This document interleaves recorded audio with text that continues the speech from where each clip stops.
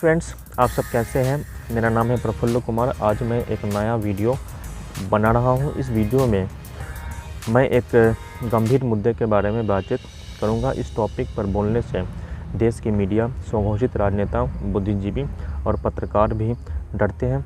दोस्तों, भारत हिंदुओं का देश रहा है। प्राचीन काल से इस देश में हिंदुओं का निवास रहा है, लेकिन समय समय पर हिंदुओं ने विदेशी लोगों को इस देश में बसने की सुविधा प्रदान की है।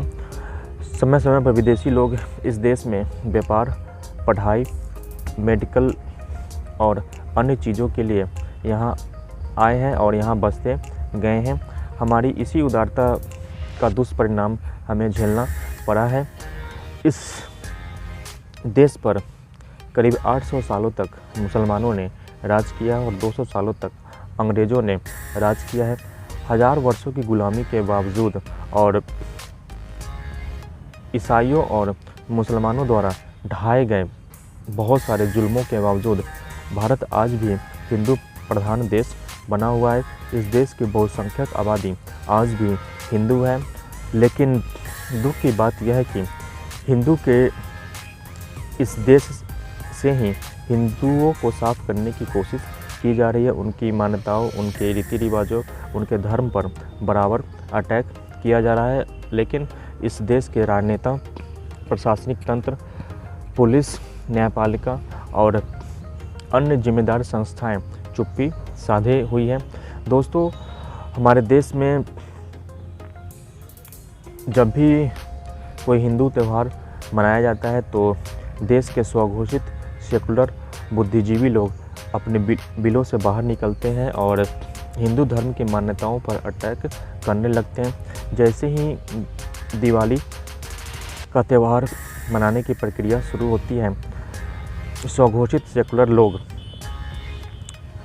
अचानक प्रदूषण का रोने लगते हैं।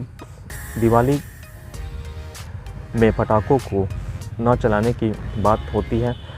हिंदुओं से यह आग्रह किया जाता है कि वो दिवाली तो मनाएं, लेकिन पटाखे न फोड़ें। मज़े की बात यह है कि इस बार कलकत्ता हाई कोर्ट ने पश्चिम बंगाल में सभी तरीके के पटाखों को चलाने से रोक दिया था, जिससे सुप्रीम कोर्ट ने रद्द कर दिया। इसी तरीके से हमारे देश में जब होली का त्यौहार आता है तो देश के बुद्धिजीवी पानी की बर्बादी का रोने लगते हैं। उन्हें लगता है कि अगर हिंदू लोग होली खेलने के लिए पानी का इस्तेमाल करते हैं तो इससे पानी की बर्बादी होती है। इसी तरीके से दुर्गा पूजा होता है तो दुर्गा पूजा के त्यौहार को रोकने के लिए तरीके के प्रपंच होते हैं। तरह तरह के षड्यंत्र किए जाते हैं। देश में हिंदुओं पर आए दिन अटैक होते हैं। हिंदुओं के खिलाफ एक बड़े ही सिस्टमेटिक तरीके से वार चल रहा है। इस वार को देश के सेकुलर आबादी के लोग चला रहे हैं।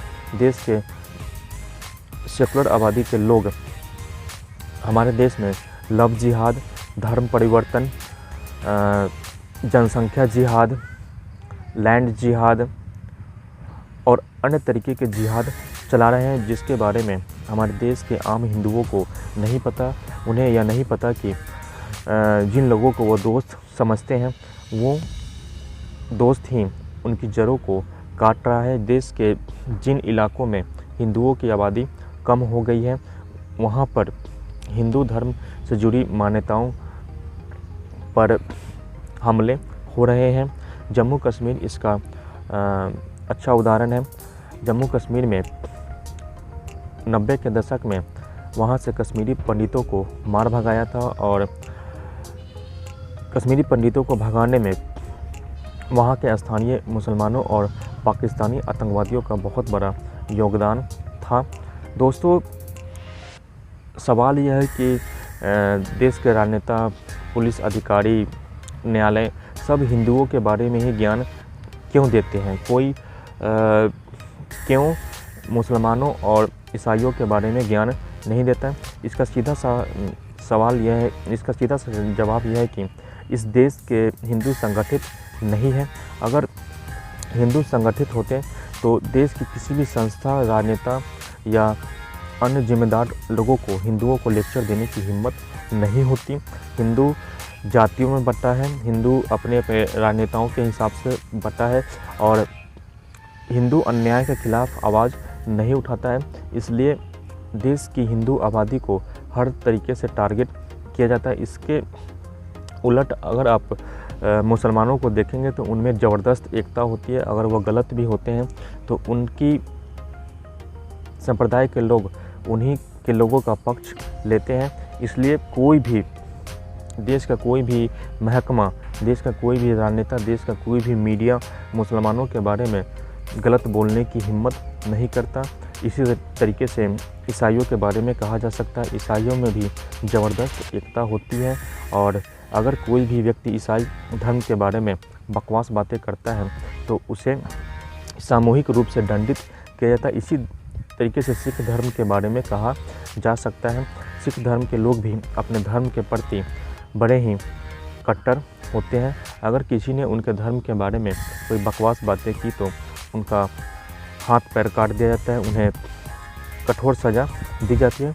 दोस्तों, अगर इस देश में हिंदुओं को अपना अस्तित्व बचाना है तो उन्हें भी अपने धर्म के प्रति कट्टर होना होगा।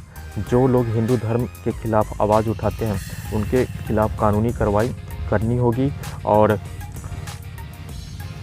हमें अपने धर्म का पालन बड़े ही ज़ोर शोर से करना होगा, तभी भारत धर्म में हिंदू धर्म का अस्तित्व बचा रहेगा।